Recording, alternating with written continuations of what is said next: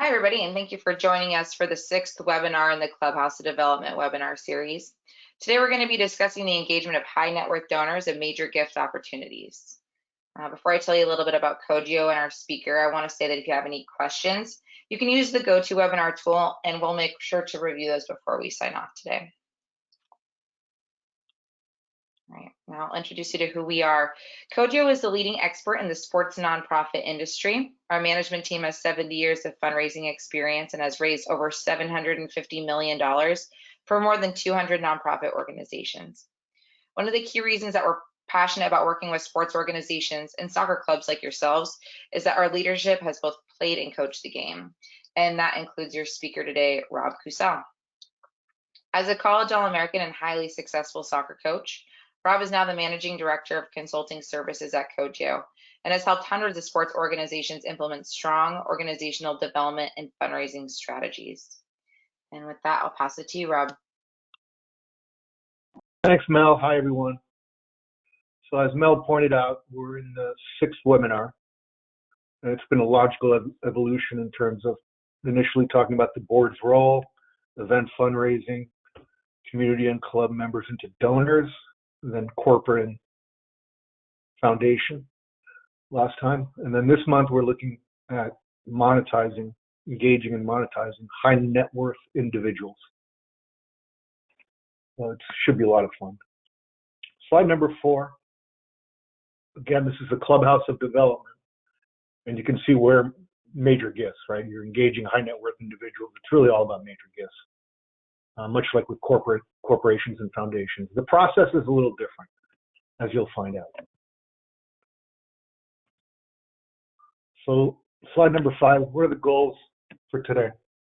3 big things. 1, to understand what a major gift program is and how to evaluate its return on investment. 2, connecting how major gift activity is fueled by the lower floors of the clubhouse smart home and then fuels other rooms as well. So there's interconnectivity.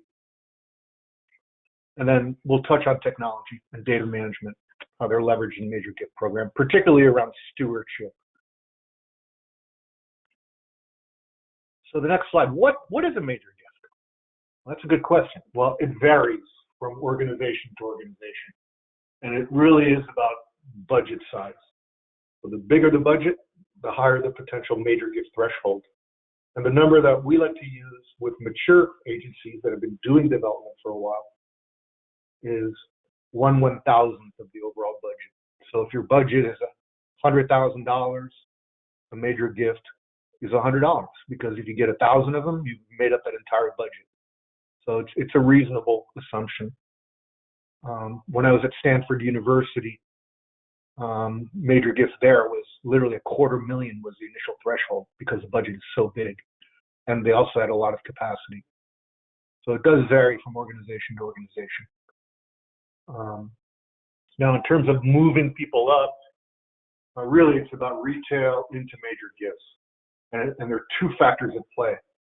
1, if they've given to your annual giving campaign or to an event that you've had over the years and they give generously as parents or grandparents or whatever they are, relationship to your club, then you need to have a conversation with them beyond just that. So 2, if they give generously. The other, obviously, is wealth screening in terms of understanding the actual net worth capacity within your current membership, and we do that. The next slide, now we're going to talk about the elements of a major gift program. And really, there are 3 key things. And we'll look at 3 case studies later on, and we'll actually go through a couple case statements. The first is a case statement. And if you go to cogeo.us/case after the webinar, you can see a good number of them, both from the sports industry and sector, but also other sectors. And you'll see how they all work the same way.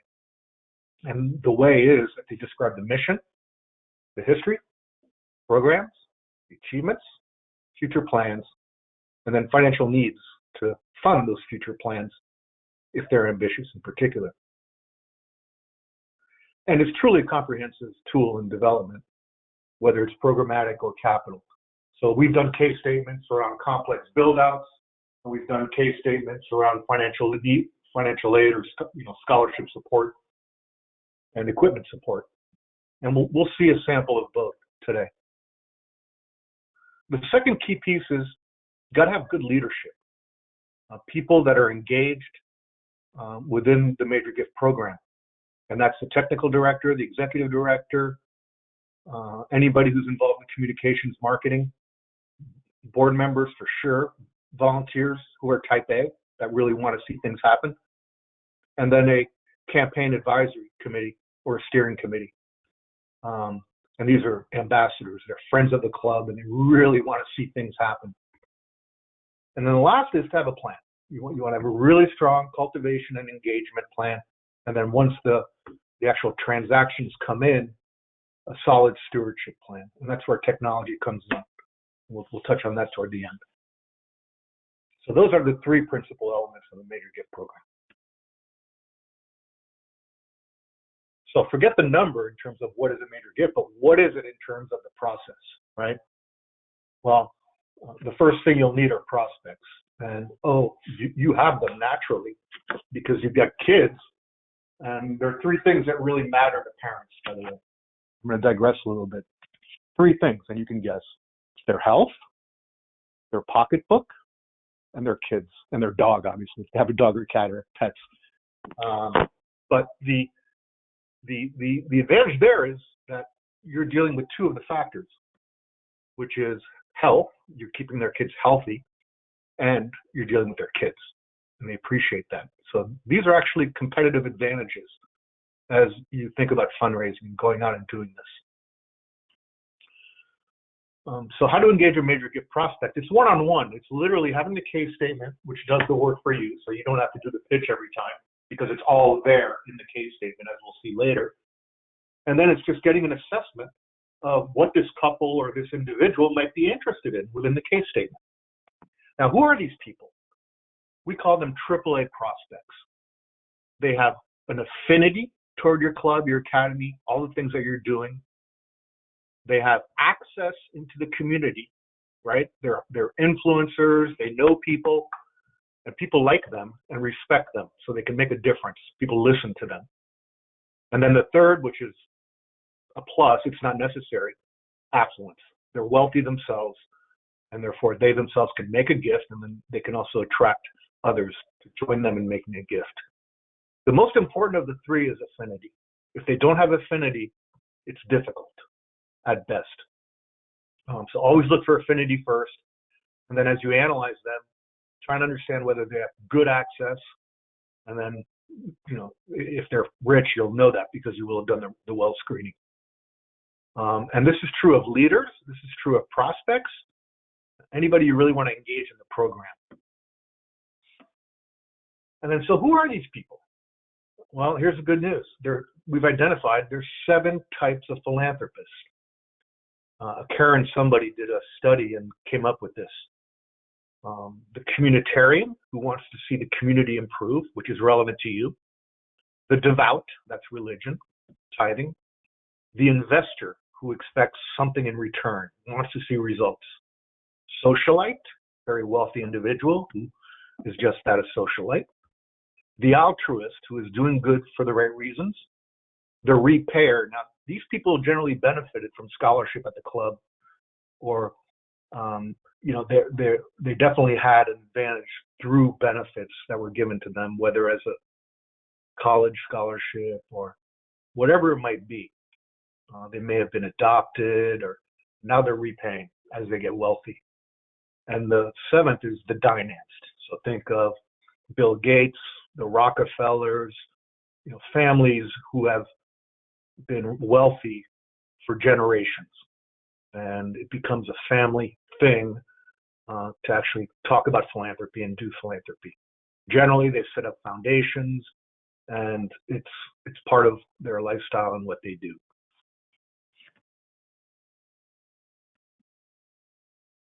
And if you want a document, just ask Mel. We've got a really nice document that describes these 7.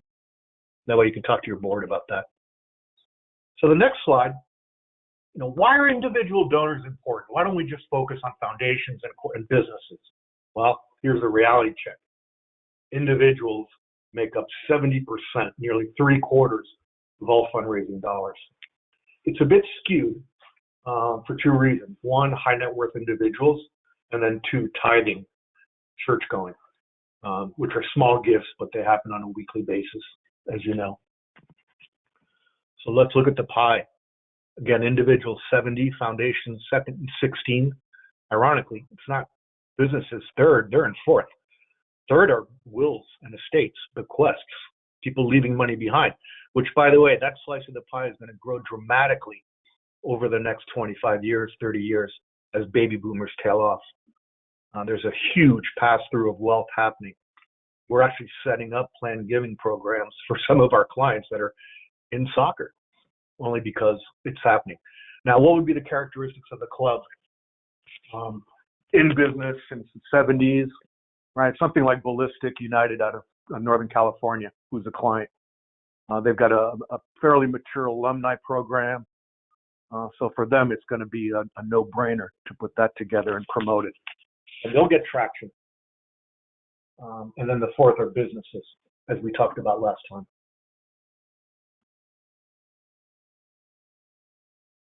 So the next slide is really interesting because this is about process and in terms of consistency and doing the things that we're about to talk about a little more in detail. And here's the good news. Those that actually have consistent use of, 3/4 of them are finding success. Those that do inconsistent, sort of do it once in a while, quality check, less than half. And those who do not use any process at all, also less than half. So they get gifts almost every year, sometimes, or in both instances, at least 20% or up to 20% of the time, very seldom. So the moral of this story is to really be consistent and to put it in processes because you'll have much better results. This was from 2017. So what is the process? What are the best practices, slide number 11, in a major gifts program? And by the way, the other advantage that clubs have is you're onboarding new families after tryouts every May and June. A whole new set of individuals, leaders, potential donors that come into the club, which is great. It's almost like an independent school that way. So let's talk about best practices over the next 3 slides. The first thing you need to do is identify prospects, right? Because it triggers everything. So that means an audit of current donors in terms of understanding who they are, as well as current membership.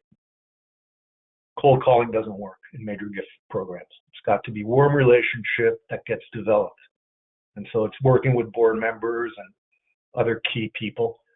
And by the way, what we found around the country is most clubs have access to pretty powerful individuals within the community because they're such an impact-oriented organization, right? Access to the mayor, access to city council people, etc. So that's again is a huge advantage. The second thing you want to do is to really understand the intelligence, right? The data. And so as soon as we take on a client, we do well screening. We take their entire membership and anybody else that they have and do a confidential well screening.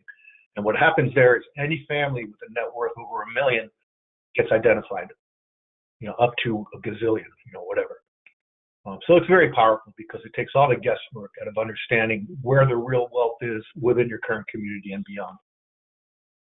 And by the way, we'll talk about this later, but one of the things we also do is initiate our clients on Salesforce.com, which is a free product that does customer relationship management.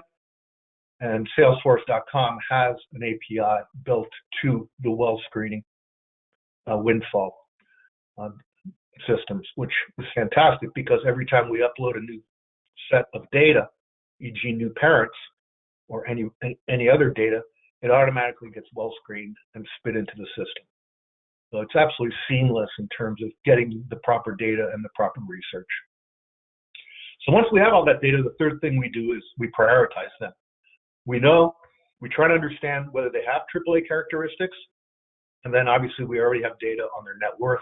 And by the way, it's more than just net worth that the data spits out. It's also where are they giving, to what other organizations, what sectors, and there is a code for sports, which is really helpful.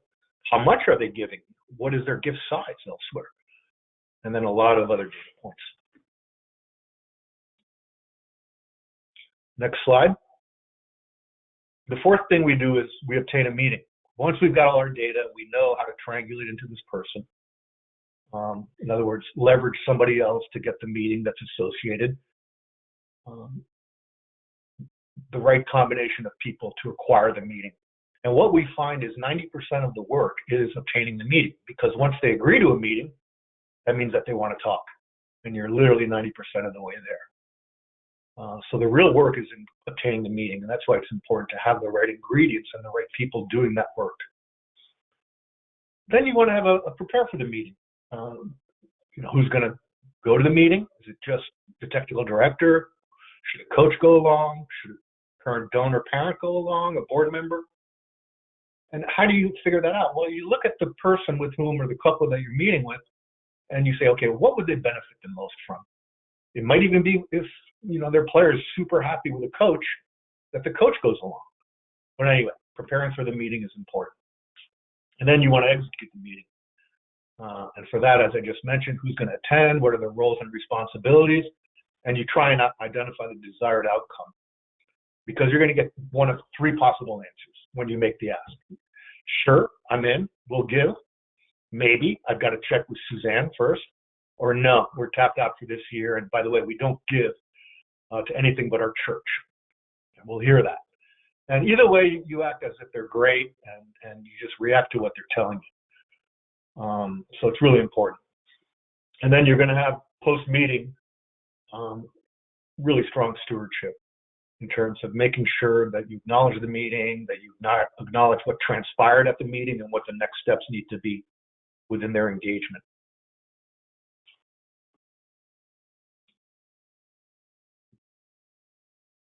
At Stanford University, we had a saying in Major Gifts in the office where I was director: the work begins when the gift comes in.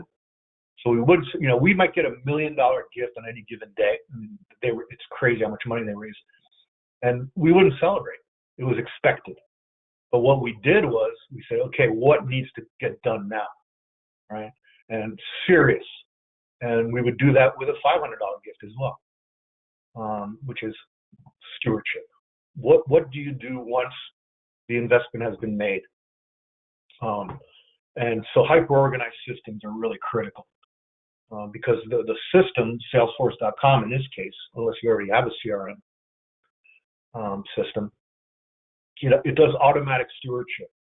So you can enter into a couple's field that you want a stewardship hit every 3 months if they're a major donor. And Salesforce will actually remind you automatically. It's really, really cool. What communication tools are you going to use? Do they prefer text? Do they prefer email? Do they prefer the phone? All that needs to be documented. Great way to store related documents. If you've got correspondence with them, if you've got any kind of information or data related to that entity, it should go in there. That's really, really important. By the way, if you get into development and you stay disciplined, well, if you hire us, you're going to have to be disciplined because we have weekly standing meetings. But we do discuss data management, so it needs to be part of that weekly standing meeting. It's not an island, in other words. Data management is a big part of the process and fully integrated into systems and the overall development process, particularly around major gifts, because stewardship becomes that much more important. And how long is this cycle? Well, it's a year, which is to say if you do this and you start fundraising and you get a gift in October 21, that entity, that couple then just gets stewarded for the following 11 months and then with an eye toward a September of 2022 meeting toward their fiscal year 22 gift. So the cycle, think of it as an annual cycle with touches between the asks, right? Because what you don't want is, why is it you always approach me every time you want money, right? That cannot happen. And that will happen if you don't do touches between asks. But so it's really important to understand the importance of stewardship. And then the next slide, I'll touch on this. Really, triangulation is critical in this major gift work because particularly in communities that you reside, right? Whether you're in Chattanooga or Nashville or wherever you might be in Tennessee, it's really important to understand who the players are, right? And if you don't have a relationship, if that quote unquote individual, if you don't have a relationship with her, even though she's a CEO of a mid-sized bank, and you know that she has an affinity potentially, well, you're going to find individuals that you know that know her. And that's called triangulation. A through B to C. If A doesn't know C, A to B gets you to C through B. And triangulation is relevant for what we talked about last month, corporation foundations, and then obviously with high net worth individuals and certainly with government officials. Okay, now we're actually going to look at 3 case studies going east to west coast. We're going to have three individual case studies. The first is in Philadelphia, the Philadelphia Union Academy, YFC Academy. Great website, great videos on the website. We worked with them several years ago. So as I mentioned, it's the Academy of the MLS Unions. 90% of the boys, it's all boys, are on financial aid. 90% are on full aid. Get that. And by the way, it's room and board and tuition. So each kid costs them about $70,000 a year. Luckily, we'll look at the case statement toward the end now of the case study here.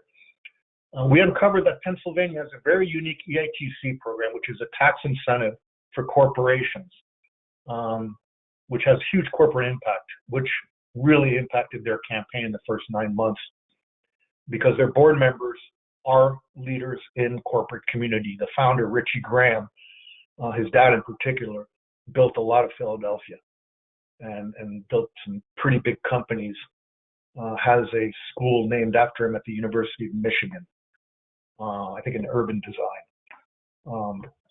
So they were very well connected. And so we leveraged that. We challenged every board member to bring 17 or 20 key prospects, and they did. And the net is they raised $1.3 million in 9 months, which then led us to do a search for their first founding full-time director of development, Stephen, who's now been there for several years and doing extremely well. So let's take a look at the case statement, just peruse, and you'll see that it does. Mel's going to scroll down slowly to page 15.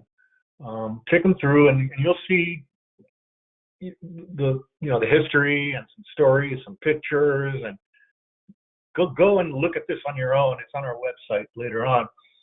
But on slide 15, that's the really interesting slide because this is what will speak to donors, potential donors, to prospects, right? Which is, okay, what are we trying to raise here, right? And in this case, heavily on financial aid, as you can imagine, 1.5 million. And by the way, this is for 1 year. They've got big needs. It's an incredible facility. And you'll see, if you go online to their website, you'll see it's incredible. And then they focused also on curricular, technology, because they are an academy school, faculty professional development, again, teachers, and then college counseling. All these kids, if they don't go play for the Union or AC Milan, and a couple of them have right out of high school, they're going to go on and get a full ride to college. Every single YSC grad has a full ride. For example, the best player at the University of Pittsburgh right now, by far, is their left back. He's a YSC kid. I could go on and on. I just happened to see him play against VCU the other day. It was amazing. Actually, it was like 2 years ago, that match. So yeah, good news is because of the work they did with us, they met their financial aid. And Richie Graham had a big role in getting Cogeo into the sports business. He himself has invested in the sports side of our business. So it's been a good partnership with them. Let's go back to the presentation, slide 16, to the next case study. So as I said, we're going across the country. This club complex is in Springfield, Missouri, right in the middle. And it's Lake Country Soccer Complex. So think of 12 fields, one stadium, and then an indoor facility with 1.5 fields. It's pretty comprehensive. All grass, though, unfortunately, maybe one turf, and one lit stadium field. They just started the Southwest Missouri Rush, a club within that complex, which is really exciting.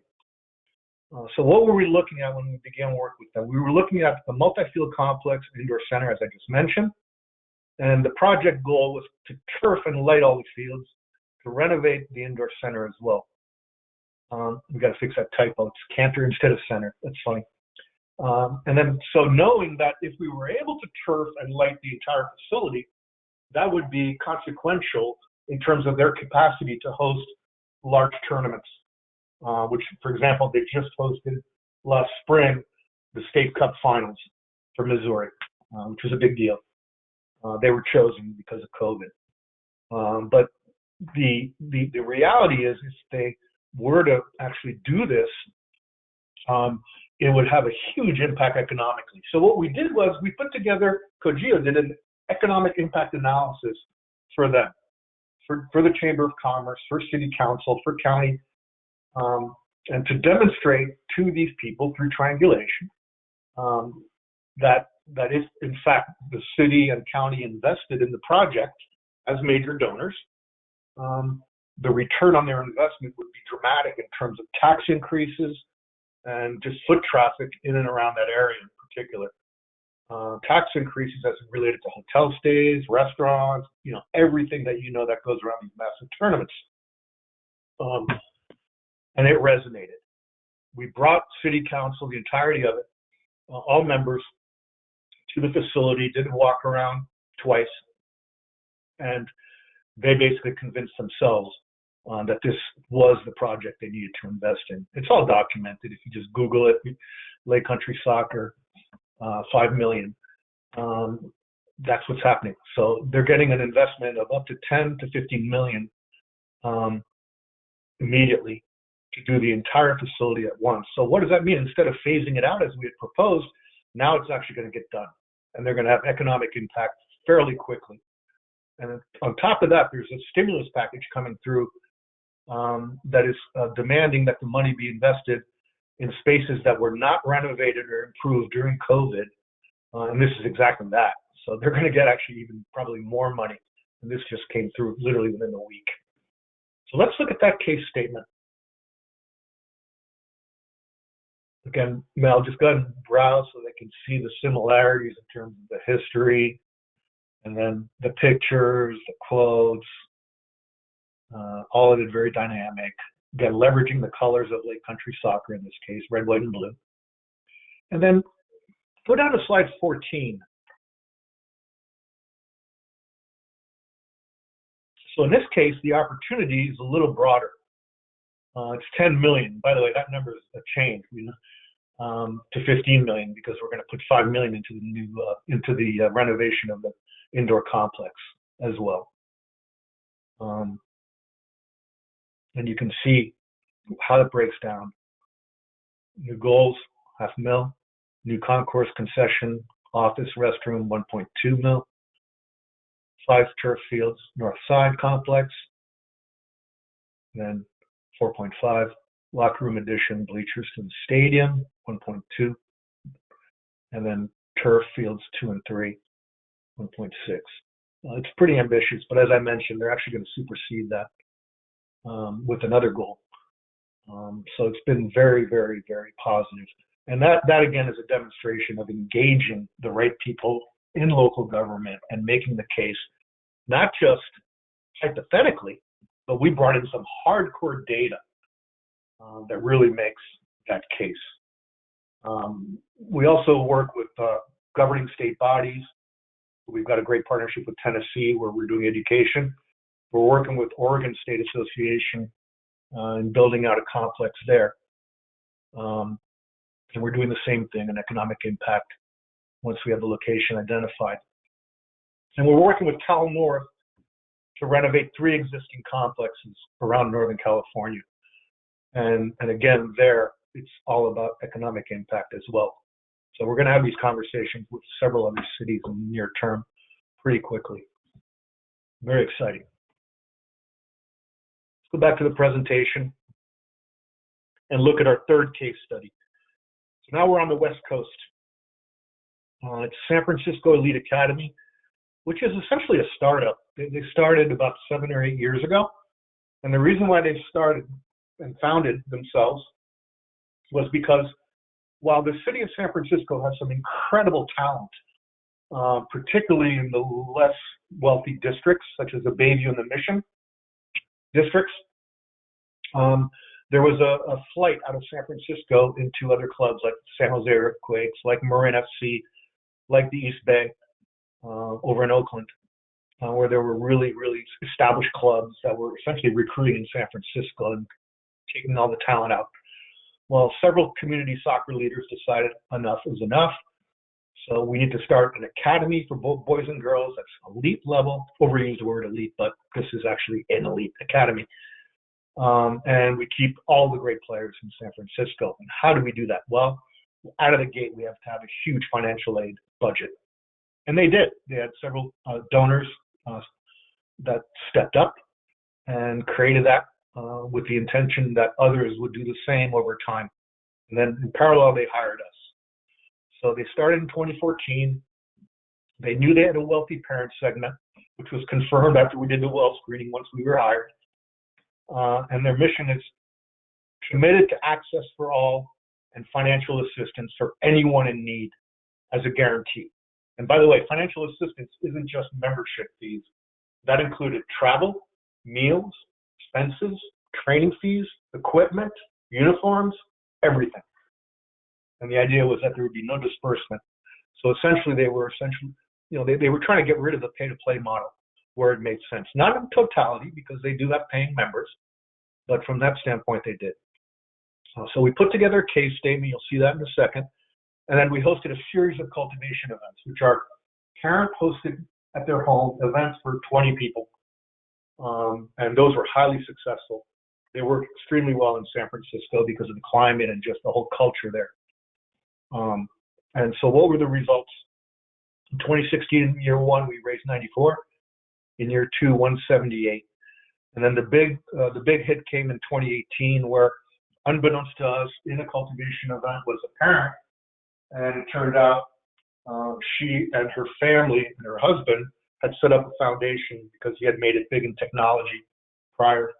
And they had a huge foundation whose focus was, or is, economic access, regardless. And serendipity, 2 girls in the club as well. So she asked to meet with us and the leadership of the club, and asked all the right questions around financial aid and budgets, et cetera, and suggested that we submit a proposal to the foundation, which would aggressively help to lessen their burden on the financial aid budget. And so we did just that. We submitted a proposal for $625,000 over 5 years and $125,000 a year, which was well received, and they received a $500,000 grant over 5 years. And that's why their results went well over 200,000 in 2018, and they're still benefiting every January for the next 3 years from another 100,000.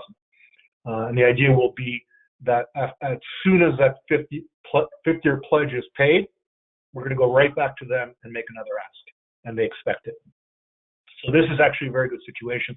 And in order to do that, what's been happening is really strong stewardship practices around that gift. And so how transformative was that gift for them? Well, imagine. They had the money budgeted anyway. They were going to do it. But all of a sudden, they get a guaranteed $100,000 a year for the next 5 years.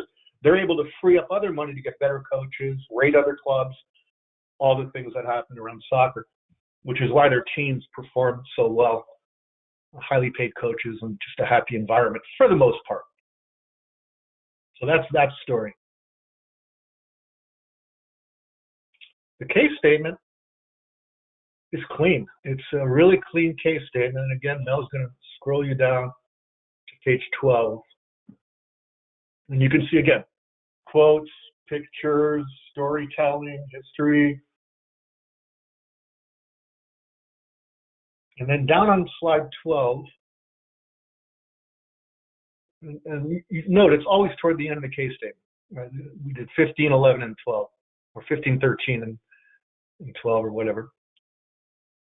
So slide 12, there you go. You've got it. You've got the 5-year statement of need, 2.095, sorry.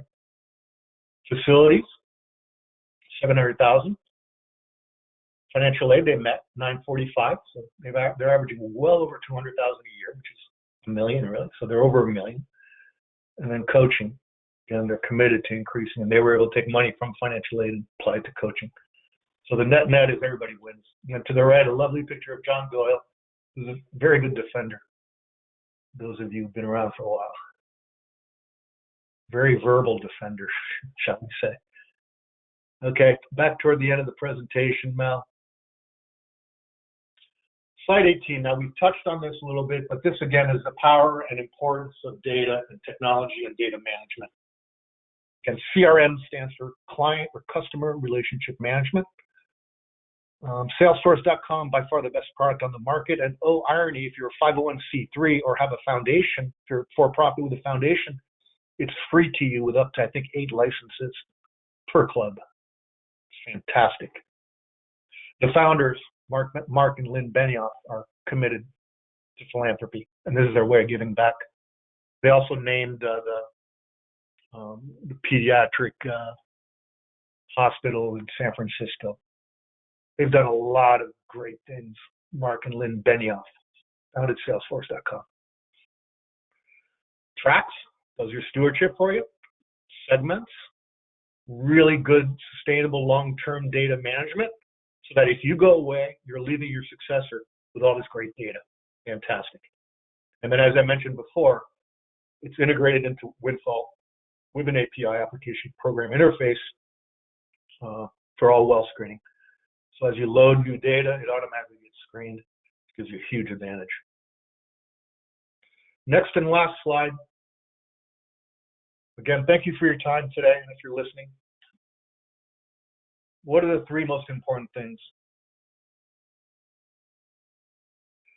Major gifts, by far the easiest thing to get going, because you're not applying to a foundation, you're not dealing with some business, there's one decision maker, maybe 2, and that's parent, spouse. Okay? So it's yes, maybe no, as I mentioned. So you can get that underway once you have a case statement. And so this is what we do. We're working, for example, let's take Coastal Kicks out of Jacksonville, Florida. We went to contract with them, I think 3 months ago. Now they're out making asks, right? Because of all this. And you'll see from their case statement once you go to our website. Second one is your only prospects are always generated from current donors, right? Or through triangulation. And if you don't have current donors, well, you start and you will have current donors next year. Because you got to start somewhere. And then what happens is, the most important question we ask once we get a meeting is not, Suzanne, will you consider making a gift at whatever level you're comfortable to any of the areas outside of the case statement? That's easy to do. Look, I just did it, right? So Suzanne's going to respond. She's going to say, yeah, maybe, no, whatever. And then I'm going to say, now, Suzanne, now that you know what we're up to, and thank you for your gift, by the way, that's fantastic. Who in your network should be doing this? Should have a conversation with us. So now you're working through Suzanne to get to others, and that's normal growth. And then the third, I think we made that point today, which is be organized. Don't just throw spaghetti at the wall. And you'll get pressure from the board of directors, who, by the way, knows nothing about this. Somebody, well, yeah, I've done fundraising. No, they haven't. They haven't. They may have been part of some event. If they're not a director of development at a university or independent school, for the most part, they're amateurs. So they'll say, oh, I'll host a golf event. No, you don't just throw stuff at the wall and hope it sticks or do one-offs. It's not sustainable. So you seriously, I think we've made the case. You've got to really commit to this if you're, in fact, going to commit, which it does take resources. But anyway, there's a lot to be absorbed today. As Mel mentioned, I'm going to pass it over to Mel. If you have any questions, we're happy to take them right now. And we do Thanks, have Mel. one. We have one great question of how do we know what dollar amount to ask for? Probably the best question one could ask. So what we do in year one is this. Unless we have a really strong sense of what it should be, given their past giving elsewhere, which is highly unusual, here's the way we ask in year one. And then I'll talk about year two and year three. But in year one, particularly if you're out of the gate, what you'll have is a page 12 or a page 11 or a page 13, which is an outline of your funding needs for this year. So let's go back to Suzanne. So this would be a typical meeting with a first meeting as you implement the program for the first time and are committed to it. So I'm back with Suzanne, and I'm the technical director and the person who's in charge or the lead person at the club. So Suzanne, we just went through the case statement. Thanks again for looking at my laptop. And as you can see from slide 13, these are all the funding needs we have for this year. Does anything in particular appeal to you? And Suzanne's going to respond, blah, blah, blah, blah, blah. And I'm going to respond, great. If this area is of particular appeal, what we're hoping is that you and your family will consider a gift at whatever level you're comfortable to this particular area. You can see our goal for this area is $50,000. We'd love for you to consider anything at whatever level you're comfortable. So what you've done there is you haven't really put anybody on the spot. You've been very generous by saying whatever level you're comfortable. And generally they'll say, yes, we will commit. And then the most important thing to do is to say, well, when can we expect to have the transaction complete? I'll follow up with a pledge form, but when can, because sometimes it sort of hangs out there. So you want to have a date or some time where you can go back if it hasn't been done. And so what'll happen is this. Let's say Suzanne decides, okay, we as a family should take on 1/20th of that project. So they give you $2,500. Again, I'm being very sort of hypothetical. So you get $2,500 in year one from Suzanne and her family.